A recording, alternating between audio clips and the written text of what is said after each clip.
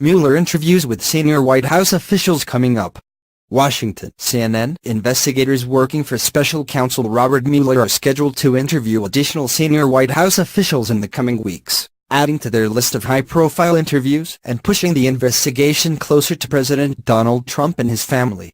On the slate are White House Communications Director Hope Hicks, White House counsel Don McGahn, and Josh Raffel, a communications aide to White House senior advisor Jared Kushner. Other staff are also expected to be interviewed. These three staffers have spent considerable time around the highest echelon of the Trump administration and campaign.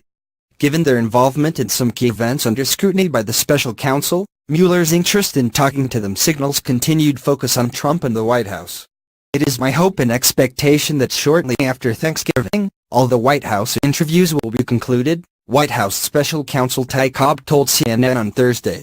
Mueller's team has already interviewed White House senior policy advisor Stephen Miller, Trump's former White House chief of staff Reince Priebus, and former White House press secretary Sean Spicer. Spicer and Priebus left the White House over the summer, but they were still around when Trump fired FBI Director James Comey. Miller was also involved in the Trump campaign. The special counsel is investigating Russian election meddling, potential collusion with Russians by the Trump campaign, and potential obstruction of justice as it reacted to the probe. Here is a breakdown of some of the interviews taking place soon, and how the White House officials facing questions might be of interest to Mueller's sweeping investigation. Hope Hicks. The confidant Hicks has long been seen as one of Trump's most trusted confidants. She has served as a sounding board for the president, which could give Mueller's team insights on his thinking.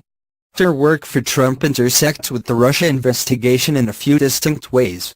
She first worked for the Trump Organization and was one of the earliest members to join his campaign team in spring 2015. She was almost always at his side on the campaign trail, and she now works from a desk just outside the Oval Office. Her profile has continued rising inside the administration, and she was elevated to White House Communications Director in July. Donald Trump Jr. confirmed last week that he exchanged some private Twitter messages during the campaign with WikiLeaks, the anti-secrecy website that published damaging materials about the Democratic National Committee and Hillary Clinton's campaign during the heat of the election.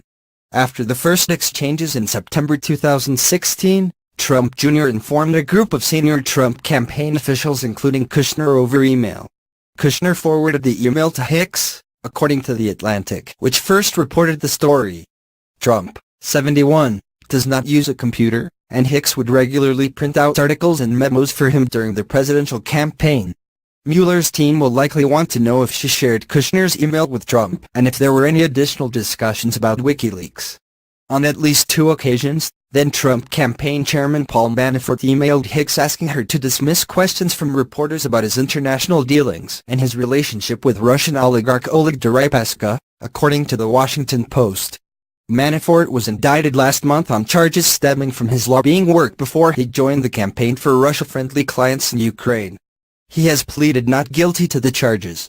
In his testimony before the House Intelligence Committee, former Trump campaign advisor Carter Page said he emailed Hicks and two other campaign officials before embarking on a trip to Russia in July 2016.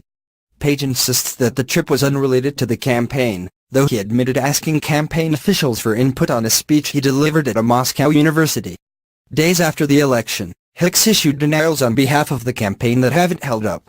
She told the New York Times that the campaign was not aware of any campaign representatives that were in touch with any foreign entities during the election. And she told the Associated Press that there was no communication between the campaign and any foreign entity during the campaign. It was later revealed, through press reports and public acknowledgments, that several campaign officials had contacts with Russians, including Kushner, Trump Jr., Manafort, and Page, as well as Trump campaign foreign policy advisor George Papadopoulos and Michael Flynn, who advised the campaign and briefly served as national security advisor in the White House before resigning. Earlier this year, Papadopoulos pleaded guilty to a charge of lying to the FBI about his interactions with foreign officials close to the Russian government. Hicks was in the Oval Office as Trump discussed firing Comey in early May, the Washington Post reported. His firing is a key part of Mueller's investigation into obstruction of justice. She was also there when the Trump White House scrambled to respond to a bombshell report that Trump Jr., Manafort and Kushner met with a Russian lawyer during the campaign. Trump Jr.'s first response, which the president was involved in crafting on board Air Force One, was misleading and didn't mention that the rendezvous had been arranged after he was told that it could bring incriminating information about Clinton. As the New York Times published more stories, Trump Jr. later acknowledged the Clinton angle. That series of events, which took place largely without lawyers, opened up those White House officials to legal scrutiny and in many ways led to their interviews with the Mueller team. Hicks attorney Robert Trout declined to comment for this story.